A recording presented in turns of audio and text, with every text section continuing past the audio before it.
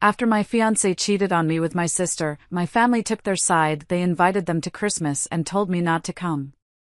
My mom sneered, "Don't be petty, they're in love." My sister smirked, "He chose the better woman."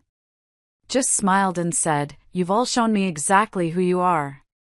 For months later, I made a decision that blew the family to pieces. Hello everyone. Thank you for being here with me today. Before I begin my story, I'd love to know which city you're joining us from. Please feel free to share in the comments. Now, let me take you into this story. It started like it always does. Just weird vibes. You know those weeks where you just keep thinking something's off, but you can't quite put your finger on it? That was me last November. My fiancé, Keith, suddenly got obsessed with his phone. And I don't mean just scrolling TikToks like the rest of us. I mean, obsessed. Always checking it for messages, and then tilting the screen away whenever I walked into the room. I remember one night, it was a Tuesday, I think. We were on the couch, supposed to be watching some dumb show on Netflix. I was curled up, feet tucked under me, and he was sitting just a little too far away, you know? Just an inch or two more than usual. His phone was in his lap, face down. It buzzed. He picked it up so fast, you'd think it was a rattlesnake. I saw him smile, that little private smile, you know? The one that isn't for you. He started typing, fast, with both thumbs. "Who's that?" I asked, trying to sound casual, like I was just making conversation. He didn't even look up. "Oh, just work stuff." Thompson's being an idiot again. At 9 o'clock at night? It felt wrong. Thompson was his boss, and they didn't exactly have a texting buddies relationship. But I let it go. I trusted him. We were planning a wedding, for God's sake. I was looking at venues, I had a binder, and he was supposed to be in this with me. But he'd been distant. I told myself it was stress about the wedding, about the promotion he was up for at work. Then there was the other thing. My sister, Brenda. My family, you gotta understand, revolves around Brenda. She's the golden child. Always has been. She's the star, the wild one, the one with the big personality. Everything she does is just so impressive. She moves to a new city? Oh, she's so brave. She quits a job? She's following her passion. She gets a new, terrible boyfriend? She's just living life to the fullest. I'm just Judith. I'm the other one. The reliable one. The one who calls mom every Sunday at 10 a.m. sharp. The one who remembers birthdays and anniversaries and who's allergic to what? The one who shows up. I'm not being dramatic. That's just how our parents have always been. I'm the wallflower. I'm the backup plan. Brenda had been living out of state for a while, trying to be an influencer or something, and now she was coming back into town for the holidays. To hear my mom talk about it, you'd think it was the second coming. I was on the phone with her, trying to discuss flower arrangements for the wedding, stressing over peonies versus roses. "Mom, the florist needs a deposit, and I'm just not sure if the white hydrangeas are going to look." "Oh, Judith, that's nice, honey," she cut me off, her voice suddenly bright and loud. "But did I tell you? Brenda found the cutest little apartment. It's in that new building downtown. She's so thrilled to be coming home. We have to throw her a welcome back dinner. I need to start planning." I just sighed, staring at my spreadsheet of flower prices. "Yeah, Mom, you told me." That's great. "We'll do it at the Palm," she went on, not even hearing me. "She'll love that. I'll call them right now." So, Brenda comes back. And the welcome home dinner it was a lot. We all went out to the Palm, my parents' favorite, expensive steakhouse. I wore a new dress, a nice blue one Keith had said he liked. He barely noticed. He just looked distracted. Brenda walked in, 10 minutes late, all hair and teeth and a laugh that was just way too loud. She was full of stories about her crazy life, the drama she was leaving behind, the fresh start she was so excited about. My parents they hung on her every word. Dad was laughing louder than I'd heard him laugh in months. And Keith, he seemed impressed. Really impressed. He was leaning forward, smiling at her stories. Wow, he said, shaking his head. Sounds like you've had an adventure. Oh, you don't know the half of it, Brenda said, giving him that high-wattage smile. Now I've just got to move all my junk. My car is packed. I don't know how I'm going to get my sofa up the stairs. And Keith, my fiancé, jumped right in. Hey, don't worry about it. If you need help moving any of that heavy furniture, just let me know. I'm pretty good with that stuff. Brenda lit up. Oh, would you? You're a lifesaver. Judith, she said, turning to me for the first time all night, you don't mind if I borrow him, right? Just for an afternoon? Of course not, I said, forcing a smile. He's just being nice. I felt a little pang. A weird, possessive pang that I hated. I told myself to shut up. He was just being nice. That's what good people did. But nice started turning into something else. A few days later, I had plans for a date night with Keith. We were finally going to try that new restaurant I'd been wanting to go to. I'd made the reservation weeks in advance. I got home from work, I did my hair, I put on makeup, I even wore the good earrings. I was excited. We needed this. And my phone buzzed. 6 p.m. An hour before our reservation. It was Keith.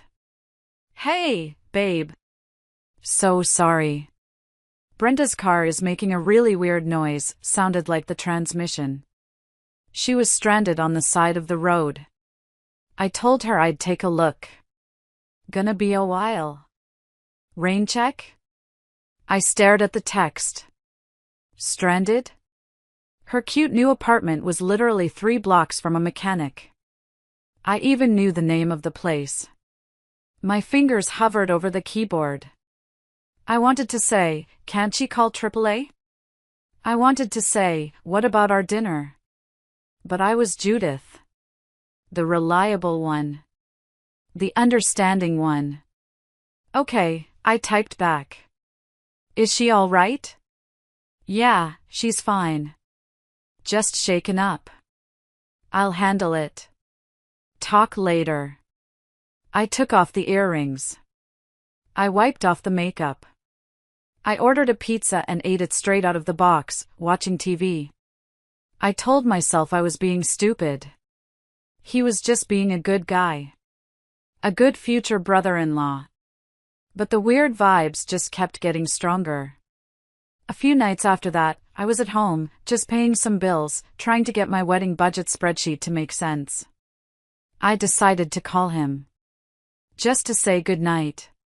He picked up on the 4th ring. Hey, you, I said, trying to sound breezy. What are you up to?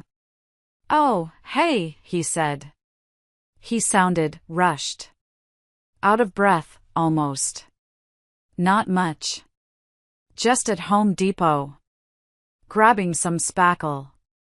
You know, that patch in my bathroom wall I've been meaning to fix. And then I heard it.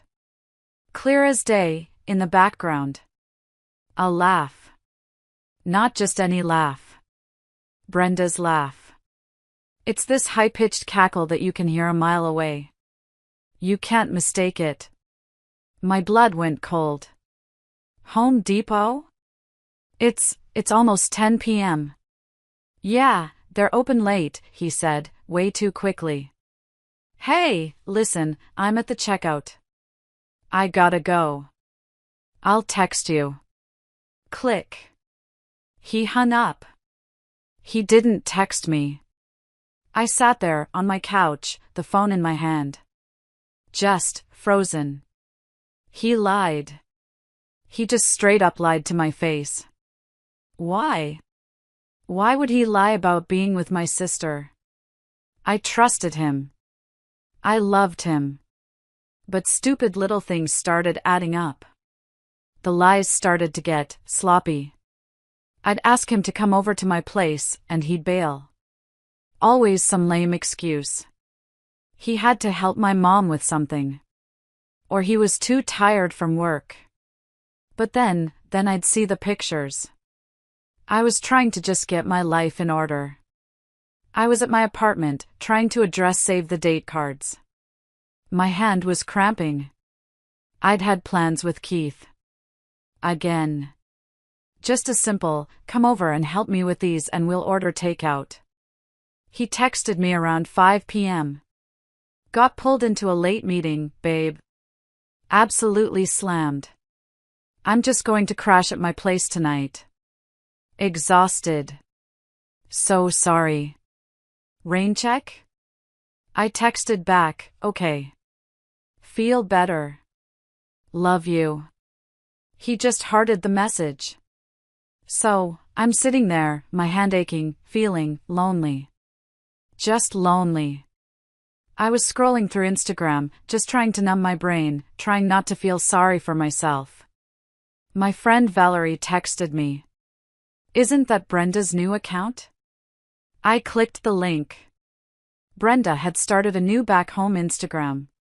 Brenda in the big city was now Brenda takes home. Or something equally stupid. And she posted to her story. My thumb hovered, and then I tapped it. It was a video. A short, blurry video from a crowded bar. I could hear the music thumping. Brenda was filming her cocktail, some bright blue thing with an umbrella in it. She was giggling. Then the camera panned up, just for a second, to show her cheers ing someone. My heart stopped. I replayed it. And again. And again. There was no sound but the music. But the man she was cheering with, the man whose arm was slung casually over the back of her chair. He was wearing a brown leather jacket. The brown leather jacket I bought Keith for his 30th birthday. The one he said he only wore for special occasions. I felt this hot, sick flash crawl up my neck. My phone felt like it weighed 1,000 pounds. It was him. The exhausted man. The slammed with work fiancé. My fingers were shaking. I texted him. How was the meeting? It took him 10 minutes to reply. Awful. Just awful. So tired. Heading to bed. Good night, babe. I just stared at the message. I didn't cry. I didn't scream. I knew. I knew I wasn't crazy. But what did I do? I still didn't think they were, together. I just thought. I don't know what I thought. Maybe they were just being weird about hanging out without me for some reason. God, I was so stupid. So then the real fun starts. My family's got this big group chat. Miller Madness. Like most people do. My mom was deep in Christmas planning. We've always hosted at my parents' house. Every single year. I never miss it. I'm not super into the holidays, but I always show up. It's just what you do. Mom was coordinating. Who's bringing the sweet potato casserole? Brenda, honey, do you want me to make your favorite pecan pie? The one with the extra bourbon? Dad, you're on turkey duty. I texted into the group, Keith and I can bring the wine and the green bean casserole. The chat went silent. Just dead. For, like, a minute. Which, in a group chat, feels like an hour. And then, ping.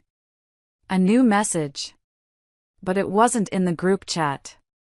It was a private message. From my mom. My heart just sank. I knew. Before I even opened it, I knew this was bad. This was that feeling. That something's off feeling, but magnified by 1,000. I tapped it open. Judith, honey. I need to ask you something. And please don't make a big deal out of this. I stared at the screen. Don't make a big deal? My throat tightened. With everything that's happened, well, maybe it's best if you skip Christmas Eve at the house this year. It's going to be too awkward. I literally could not breathe. My brain just short-circuited. What happened? Awkward? What is she talking about? I read the words again. Skip Christmas Eve. Too awkward. I typed back, my fingers fumbling, Mom? What are you talking about? What's happened? I don't understand. She didn't reply. The little delivered receipt just sat there, mocking me. I scrolled back up through the Miller Madness group chat, thinking I must have missed something. And I had. A few messages from earlier that day, while I was at work. I just scrolled right past them. Dad, we just need everyone to be mature about this. Brenda, exactly, Dad. No reason to make a scene. A scene. A scene about what? My hands were shaking. I left my mom on read and texted Keith. Frantic. My mom just told me not to come for Christmas. She said it would be awkward. What is going on? Keith, what did you do? Please talk to me. The 3 little dots popped up. He was typing. Then they stopped. Then they started again. Finally, a message popped up. A single, cowardly, gut punch of a message. I'm sorry, Judith. This is for the best. What is for the best? What? I was done with texting. I was done. I actually called my mom. I was so sick of the games, of the whispers, of this feeling. She answered on the second ring, her voice all breezy, like she was expecting a call from a friend. Oh, hi, honey. I was just about to. Mom, I cut her off. My voice was tight. I was standing in my kitchen, gripping the counter so hard my knuckles were white. You need to tell me what is happening. Right. Now. There was this long, heavy sigh on the other end. And then her voice changed. It got cold. The breezy, happy mom was gone. Judith, please. Don't be petty. Petty? I almost yelled it. Petty? You just uninvited me from Christmas and you won't tell me why. What are you? They're in love, honey. The words just hung there. In the air. They didn't make sense. It was like she was speaking a different language.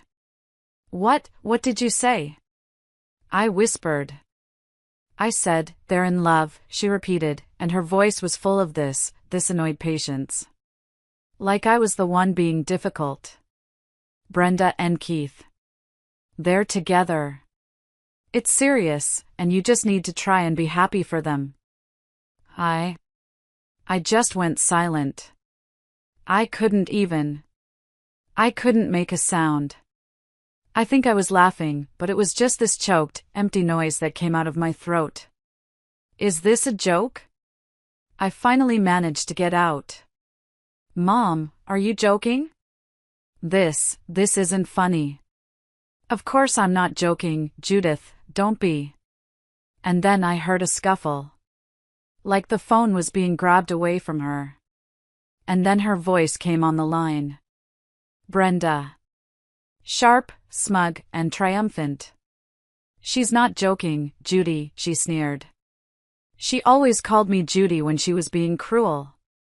He chose the better woman. You should just accept it and take the L. I hung up. I just dropped the phone. It clattered onto the kitchen counter. I sat there on my floor, shaking. Just shaking.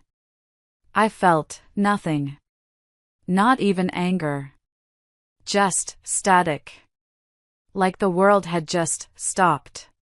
My fiancé. My sister. My mother. Ping. My phone lit up again on the counter. A new text message. From Dad. I don't know why I looked. I shouldn't have. But I did. I crawled over and picked it up. I opened it. Your mother told me you called. Stop acting like a victim. You were never good enough for him anyway. And that was it. That was the kill shot. The moment everything broke. It wasn't just Keith. It wasn't just Brenda. It was all of them. My entire family. They had all just decided. Without me.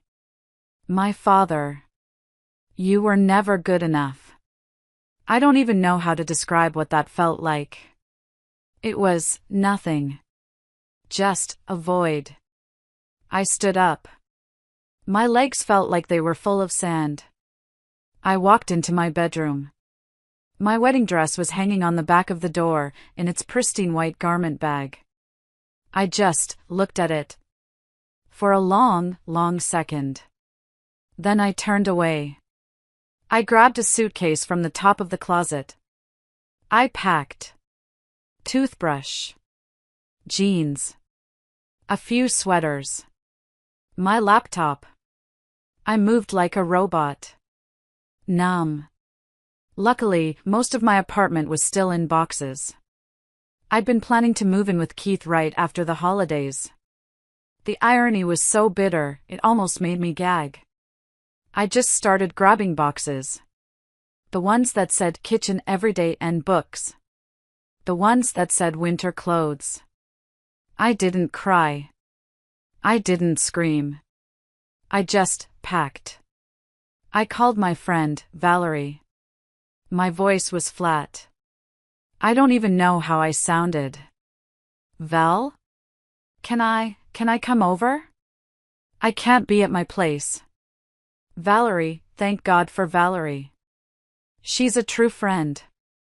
She didn't ask why, or what happened. She didn't say, "Are you sure?" She just said, "The spare room is ready. The key is under the mat. Just come. We can talk. Or not. Whatever you need."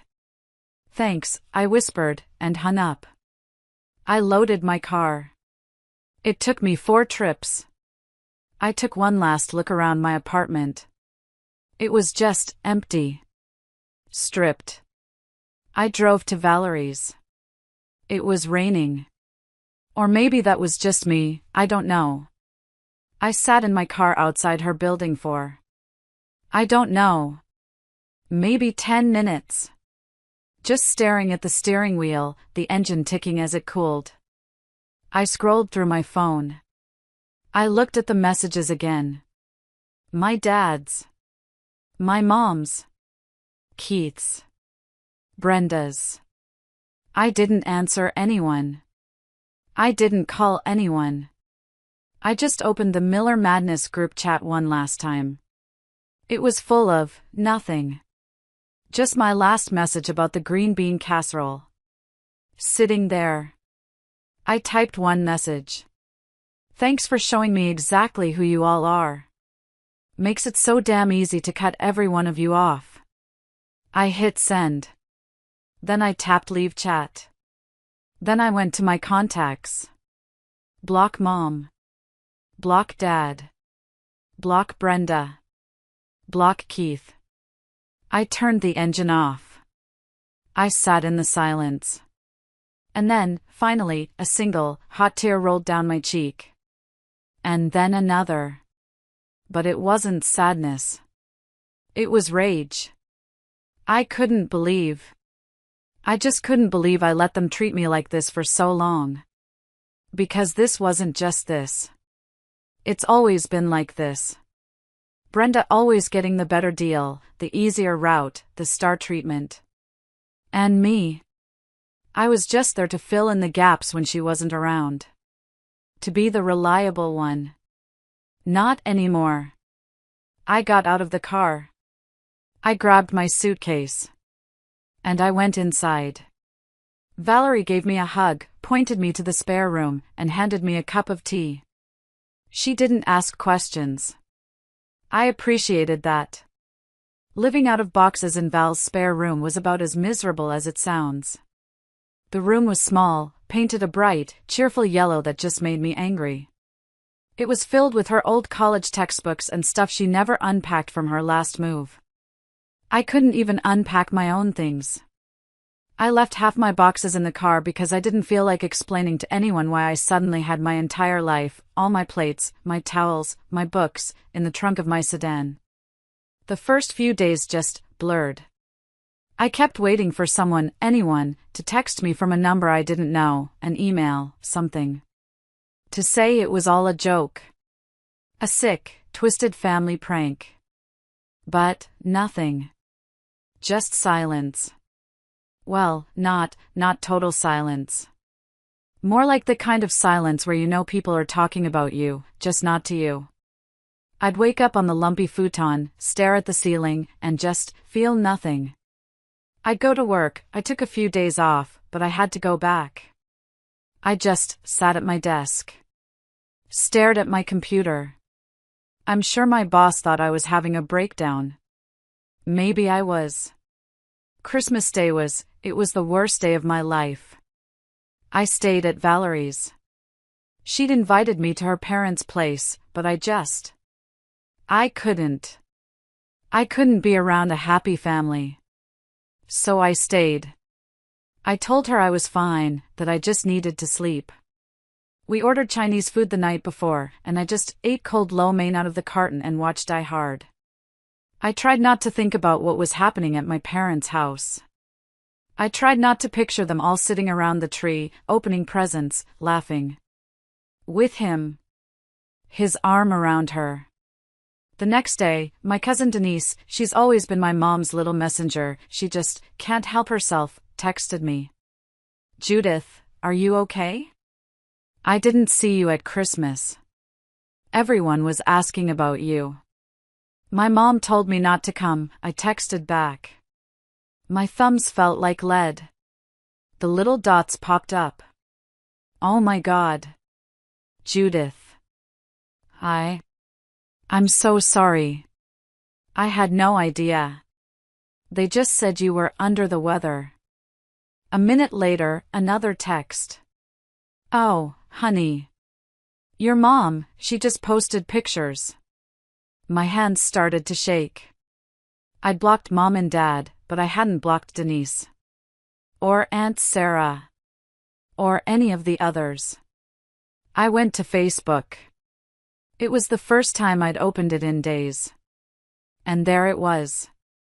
The family Christmas photo. My entire family, aunts, uncles, cousins, my parents, all smiling, wearing stupid matching red pajamas. And right in the center. Brenda and Keith. His arm was around her waist. They were holding hands. Beaming.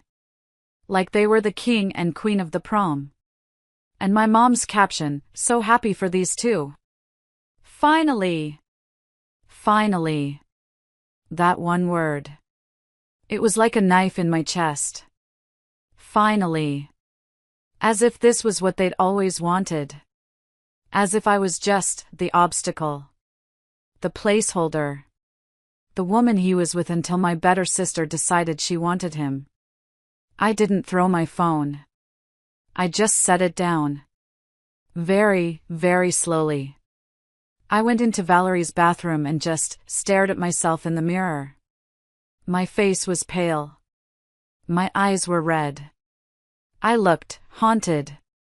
I didn't even recognize myself. The shock was gone. The numbness was gone. And all that was left was this cold, hard fury. I realized I'd spent years just letting them get away with treating me like this. Treating me like the backup plan. I was the one who helped my dad with his taxes every single year because Brenda wasn't good with numbers. I was the one who fixed my parents' broken Wi-Fi router 3 times last month, driving 45 minutes each way because Brenda couldn't figure it out. I was the one who drove my mom to her doctor's appointments, her colonoscopy, her physicals, because Brenda was always too busy with her important life. All the boring, thankless errands. It was just expected. Brenda never had to do any of that. My mom literally told me once, "Oh, honey, we just ask you because you're so much more reliable." She said it like it was a compliment. I wasn't just reliable. I was the one who handled all the boring stuff they couldn't be bothered with. And as I was standing there, staring at my own angry face, I started thinking. I wasn't just the reliable one. I was the responsible one. And I remembered. A few days later, I was at a coffee shop. Just trying to feel human. I'd called in sick to work. I couldn't face it. I had my laptop out, trying to organize my life. My new life. I was looking at my bank account, trying to figure out my budget now that everything was different. I had to find a new apartment. I had to get my boxes out of Valerie's house. I had to start over. And I saw it. An automatic payment. Miller Property LLC mortgage. It hit me like a ton of bricks. The rental property. I remembered the day so clearly. It was about 2 years ago. I was at my parents' house for Sunday dinner. After, Mom and Dad sat me down in the living room. That serious talk couch. "Honey," my mom started, wringing her hands. "You know your sister, well, her credit is it's a mess. She's had some bad luck." Bad luck, right? More like bad decisions and a shopping addiction. She really needs a stable place to live, and we found this great little condo just a few blocks away. It's perfect for her. But the bank, well, they won't approve her. They need a cosigner. "We do it," my dad chimed in, looking important. "But our debt to income is too tight with our own mortgage." The bank said no. "It would just be until she gets on her feet," Mom said, putting her hand on my arm. Her skin was soft. "Just to help her out. As a favor to us. You're so good with your money, Judith. Your credit is perfect.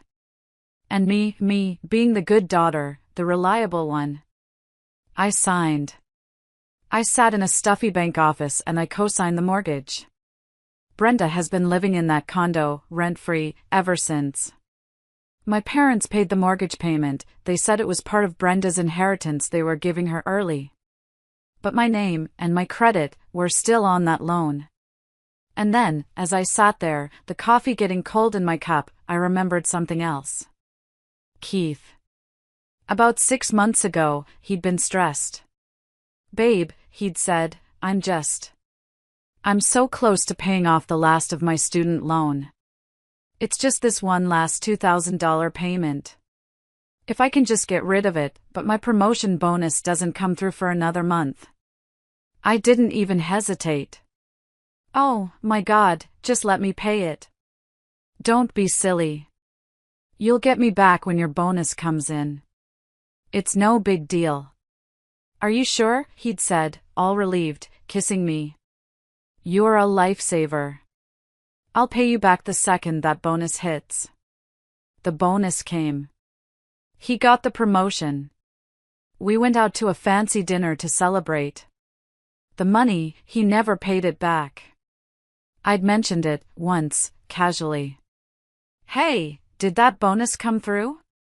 And he just said, "Oh, yeah, it's all tied up in my 401k, I'll get it to you." He just forgot. And I let it slide. Because, well, we were getting married. It was our money, right? I sat there, in that coffee shop, the noise of the espresso machine fading into the background. I stopped thinking, this is so unfair. I started thinking, this is my way out. I realized I couldn't make them love me. I couldn't make them respect me. But I could sure as hell stop making their lives easier. My brain just shifted. From sad, pathetic Judith to, I don't know. I wasn't going to be sad anymore. I was going to get even. I pulled up my email. I started looking through every invoice. Every Venmo request. Every dumb little document my mom had sent me about that rental. I wasn't talking about revenge like putting glue in their locks. I meant hitting them where it actually hurts. Money. Comfort. Reputation. The more I dug, the more I realized how much I'd let slide. My parents just assumed I'd never rock the boat. That was their big mistake. I started making a list. I didn't want to just ghost them and let them pretend I never existed. I wanted them to have to deal with what they did. I found a lawyer. A consultation, just to see. I Googled real estate lawyers near me and picked the one with the sharpest looking woman on the website. I didn't want to do anything illegal. I just wanted to know my rights. I sat down in a high-backed leather chair, in an office that smelled like old books and money. A sharp woman named Ms. Alvarez listened to my story. She didn't flinch. She didn't say, "Oh, honey, that's terrible." She just took notes on a yellow legal pad. When I told her about the condo, she just smiled. A very small, very sharp smile. "Ms. Miller," she said, her voice crisp, "you are a part owner of that property. You are on the title. You are just as liable for that mortgage as they are. You have every right to force a sale to liquidate your asset. It's called a partition action. It's perfectly legal. And I will tell you, it will get very messy for them." "Messy," I said, feeling the first real spark of something. Messy is what I want. So, I started with Keith. I wasn't just going to text him. I was smarter now. I went home to Valerie's and I drafted a formal, registered email. To Keith Johnson.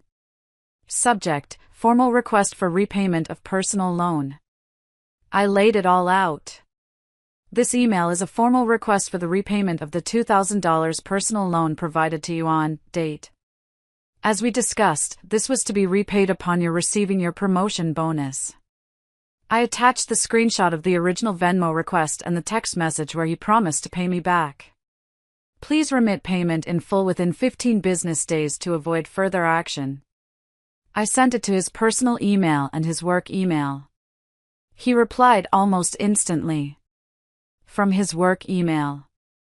Stupid. Judith, this is really petty. You know I'm good for it. Things are just a little tight right now. I replied, this is not a discussion. It is a demand for repayment. 15 days. Then, I drafted the big one. The email to my parents. And to Brenda. I even CC'd Ms. Alvarez's office.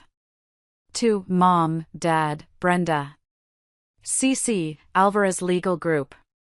Subject, formal notice regarding property at 123 Maple Drive. Dear family. Per the advice of my legal counsel, Ms. Alvarez, I am formally requesting to be bought out of my financial and legal share of the property located at 123 Maple Drive. As a co-signer on the mortgage and title, I am no longer willing to carry this liability. If we cannot reach a suitable agreement for you to buy out my share within 30 days, I will be filing a partition action with the court to force a public sale of the property. Please have your lawyer contact my lawyer, Ms. Alvarez, at her office to discuss this matter. Do not contact me directly. Sincerely, Judith Miller. My heart was pounding so hard I could feel it in my throat. My hand was shaking. But I did it. I hit send. I closed my laptop. I sat there, breathing. Ping. My phone lit up. Less than 5 minutes. It was ringing.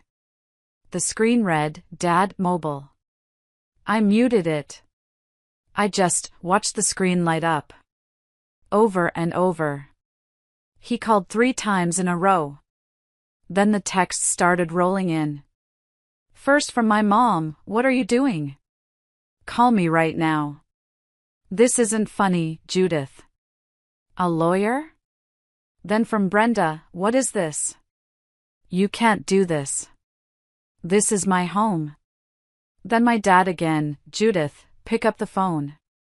You've gone too far. We need to talk about this. Now. I left it on read. I didn't reply at all. Not for a couple of hours. I put my phone on silent, put my coat on, and just went for a walk. The city felt extra cold that day, but it helped. The air was sharp. It made me feel clear. I finally answered my dad after a bunch of missed calls, mostly because I knew if I didn't, he'd just show up at Valerie's door. He started yelling the second I picked up. Judith. What the hell is this? A lawyer? Are you insane? You're bringing lawyers into this family? I held the phone away from my ear. I waited for him to take a breath. And then I spoke. My voice was calm. Cold.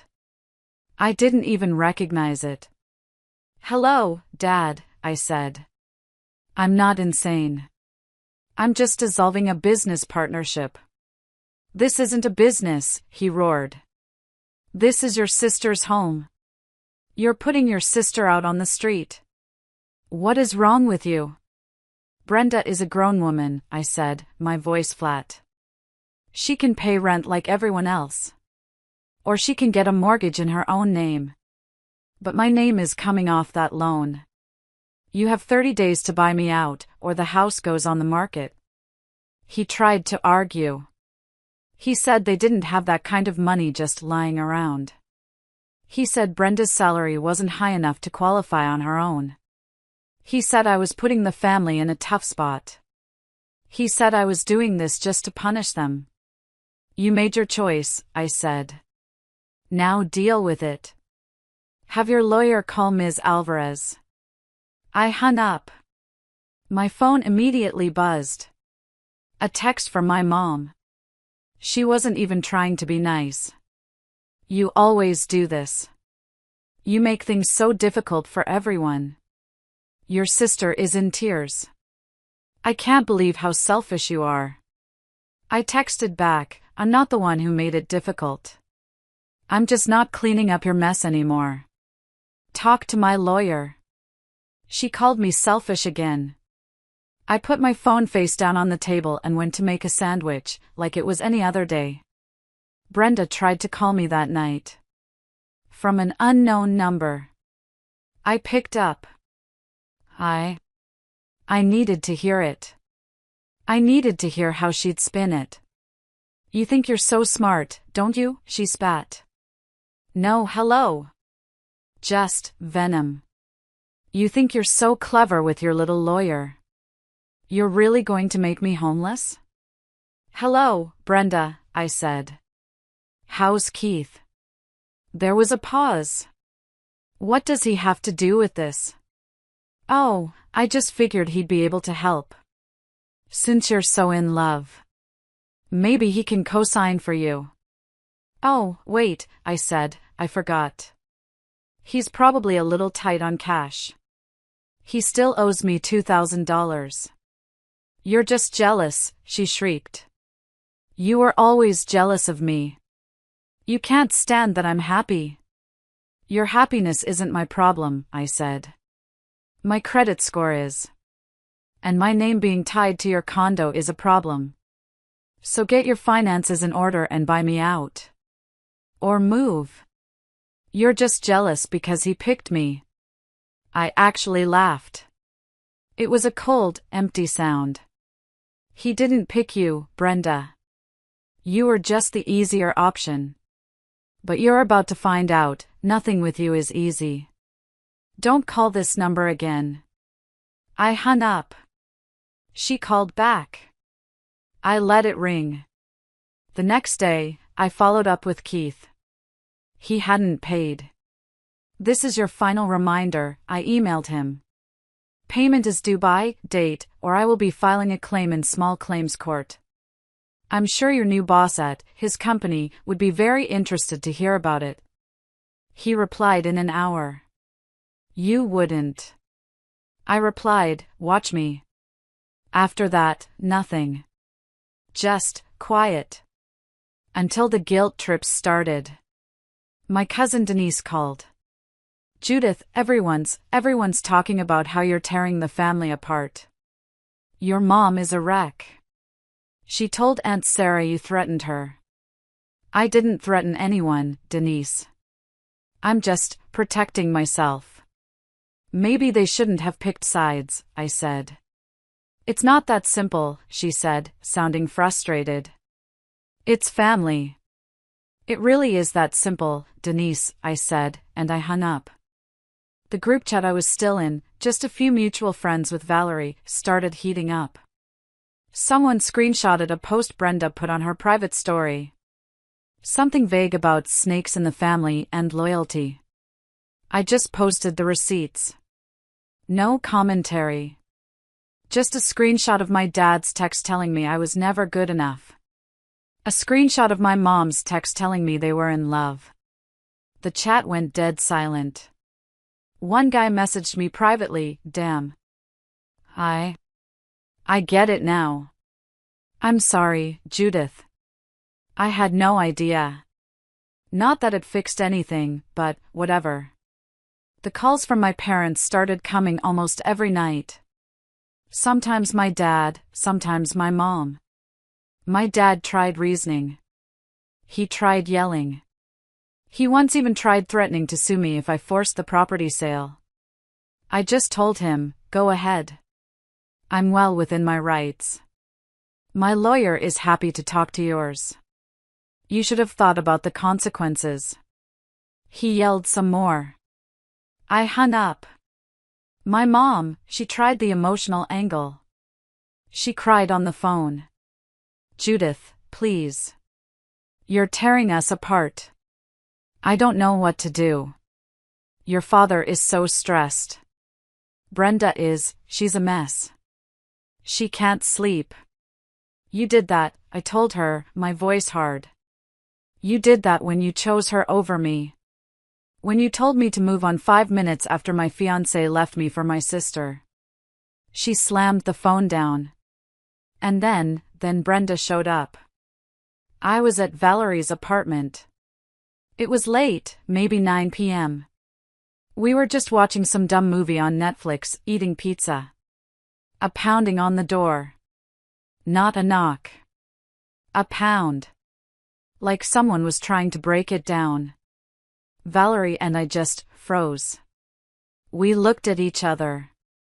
I know you're in there, Judith. We heard Brenda's voice, screaming, muffled through the door. Open this damn door, you little bitch. Valerie grabbed her phone. I'm calling the cops. No, I said, standing up. My heart was hammering. Wait. Let me handle this. I walked to the door. I looked through the peephole. It was her. Her face was red and blotchy, her hair a mess. I opened the door. Brenda was standing there. Her eyes were wild. And I could smell the wine on her from 3 feet away. You, she shrieked, and she tried to push past me, into the apartment. I stood my ground. I put my hand on her chest and stopped her. Get out, Brenda. You're not welcome here. You're not going to ruin my life over this, she screamed, trying to shove me again. My life? You're ruining everything. Dad's furious, Mom's a mess. All because you're a sore loser. Looks like you did that all by yourself, I said, my voice shaking, but firm. You and Keith. And she shoved me. Hard. With both hands. You little. I stumbled back. And just, something snapped. All those years. All the years of being the backup. All the years of being the good girl, of swallowing my anger, of just taking it. It was gone. I shoved her back. Harder. Get out. She looked shocked. Stunned. No one had ever pushed back at Brenda. She raised her hand, her fingers curled, to slap me. Valerie was suddenly right there, between us, her phone up, the screen bright. That's enough. Get out of my apartment right now, or I am calling the police, and you can explain assault to them. Brenda, she just deflated. The fight went out of her. She just glared at me, her chest heaving. Defeated. She kicked the door frame on her way out. I hate you, she screamed down the hallway. I slammed the door. Locked it. Bolted it. I was shaking. But not from fear. It was adrenaline. If you are still listening, please help me like the video and comment the number 1 below, so I know that you are amazing, and I understand that you are accompanying me on this entire journey. Your help is a huge encouragement, cheering me on. Please comment number 1 so I can recognize you, and now, please listen to me continue my story. Valerie she just looked at me. Her eyes were wide. Wow, she said. I've never seen you do that. Are you okay? I just nodded, my breath catching. Me neither. And yeah, I think I am. That night, of course, my mom texted me. Brenda told me what happened. You're out of control. You assaulted your sister. I texted back, if she ever comes near me or my friends again, I am filing a restraining order. Stay away from me. All of you. She said, don't threaten family. I replied, then tell her to stay away. The property thing, it dragged on for weeks. My parents tried to stall. Their lawyer tried to get an extension. Ms. Alvarez was a rock. The 30-day window is firm, she'd say in her calm, steely voice over the phone. My client's position has not changed. We will be filing the partition action on Monday. My dad called, his voice different. Not yelling. Begging. It was gross. Judith. Please. Just another 60 days. That's all I ask. Your mother, she's so stressed. Her blood pressure is up. Please. Don't do this to your mother. I forwarded the voicemail to Ms. Alvarez. I didn't reply. Eventually, they got a call from their lawyer. Their own lawyer basically told them they had no legal standing. They could either be bought out by me, which I wouldn't do, buy me out, which they couldn't afford, or sell. They caved. After a month, they caved. They couldn't buy me out.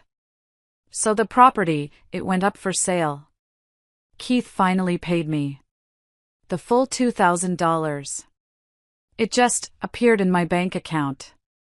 No message. No sorry. Just the money. I heard from Denise that the pressure was too much. He and Brenda were fighting. All the time. Apparently, living together in her condo wasn't the dream they thought it was, especially when she was a mess all the time and he was being hounded for money. He never signed up to be her. I don't know, her financial plan.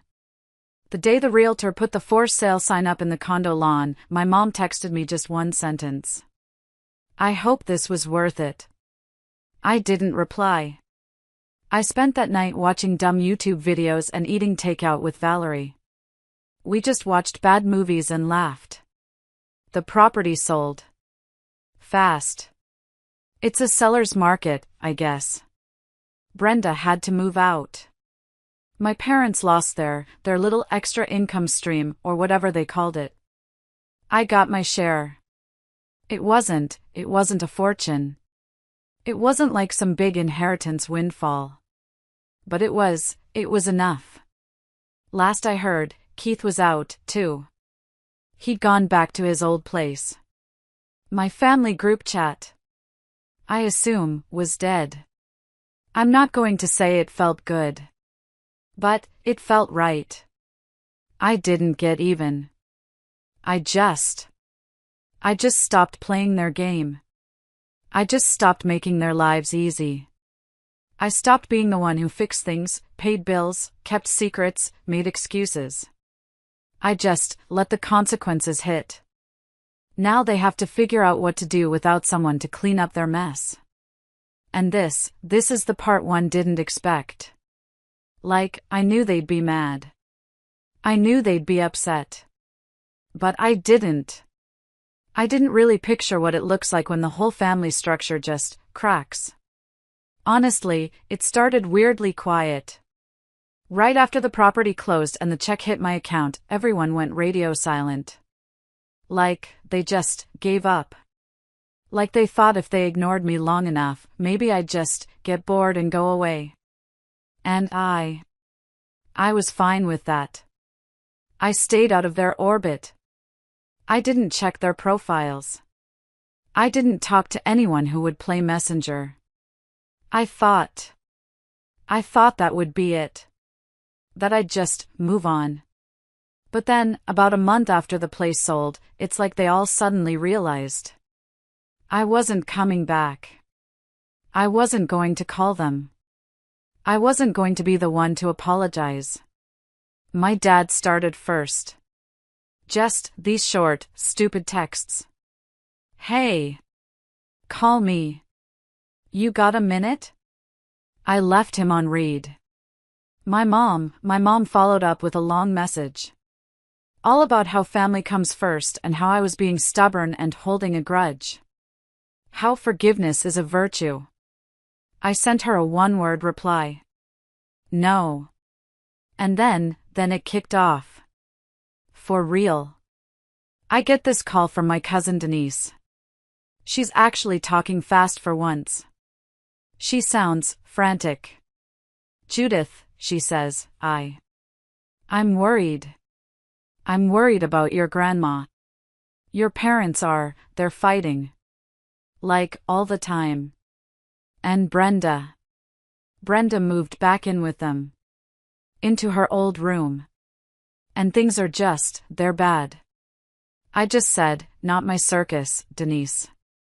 Not my monkeys. Aren't you even a little sorry? She asked, her voice small. Not even a little, I said. And I hung up. Right after that. Brenda tried calling. I ignored it. So she sent me this wall of text. Just pages. You happy now?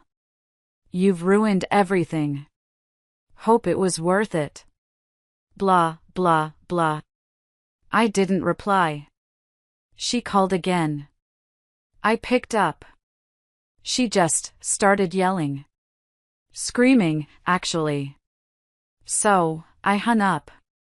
She called back and left a voicemail, just breathing heavy for like 30 seconds. Then she hung up. Real mature. And then, my mom sent this group text. Just me. Her. And my dad. The kind of message where you know she's been crying. Please, it said. You're all we have left. It's not the same without you. You're all we have left. She said she wanted to have a family meeting. She wanted us all to talk. I didn't reply. My dad tried again. His voice on the voicemail was tired. Your sister made mistakes, Judith. But you're being dramatic. We can fix this. We're family. I sent back, there's nothing to fix. You made your choices. Aunt Sarah called me. The one who was at the Christmas dinner, smiling. Judith, you need to stop this. Your parents are exhausted. Brenda is a mess. I heard she and Keith broke up, you know.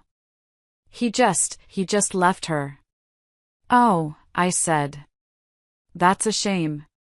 A shame, she squawked. Judith, she's living back at home. In her old childhood bedroom. People are starting to ask questions. This whole thing, it's like a divorce-level disaster for the family's reputation. It was always about me, I said, my voice quiet. You just didn't care until it cost you money. Or reputation. I hung up. My parents have been calling every day now. Seriously. Every single day. Sometimes multiple times. Just asking me to talk. My dad even showed up at Valerie's place one night. Valerie texted me from her room. Bro. Your dad's outside. Just standing on the sidewalk, looking up at my window. This is creepy. He called my phone. I didn't answer. He just stood out there. For like 20 minutes. Calling my name. Judy. Judith. Please. I just want to talk. I didn't answer the door.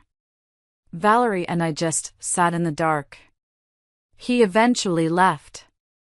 They started sending emails, too. Long ones. Pages and pages about how family means forgiveness. How they only wanted what's best for me. How they hope I can move on and come home. I just hit archive.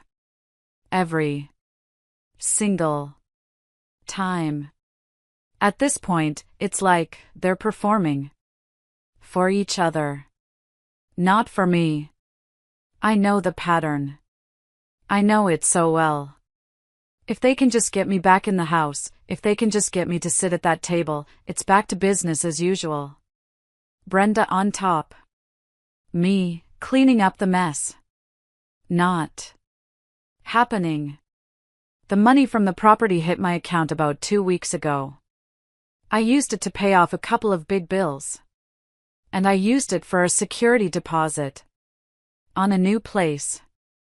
A new apartment. I didn't give them the address. I keep my circle tiny now. Just Valerie.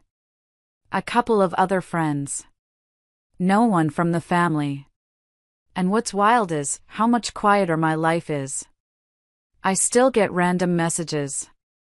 One time, my dad tried to guilt-trip me by saying, if something happens to your mother, it's on you. I just replied, don't. He didn't answer. My mom tried to play nice again. We just want to talk. I said, you did enough talking before. I could go on about the little things. How I saw Brenda. At the grocery store. I was in the frozen food aisle, just trying to pick out ice cream. And I looked up. And she was there. At the other end of the aisle. She looked awful. Her hair was greasy. She was wearing old sweats. Just a shadow of the golden child. Our eyes met. And she flinched. She just flinched and turned her cart around and just fled. Went right down another aisle. How my mom tried to corner me at a gas station. I was pumping gas, and her car pulled in. She got out, saw me, and just started walking over, her hands outstretched. Judith. Honey, please. I just put the pump back. Didn't even cap my tank. I got in my car, started it, and drove away. I left her standing there by the pump. But honestly, it's all just noise now. I guess my family always treated me like the spare. The reliable one. The backup plan. They only missed me when I stopped being useful. Brenda did what she did because she's always been told she can. That the rules don't apply to her. And my parents played along because she was the one they wanted to win. I had to be the one to end it. Because they never would. I'm not going to sit here and say I feel amazing. I'm not going to say I got some huge life lesson. I just did what I had to do. I'm angry. Yeah. I'm still angry. But I am not sorry. If you're listening to this, and you're thinking about whether you should just let people walk all over you, just because they're family, I hope this makes it pretty clear. I don't know what comes next. And honestly, I don't care. They can call. They can text. They can email. Whatever.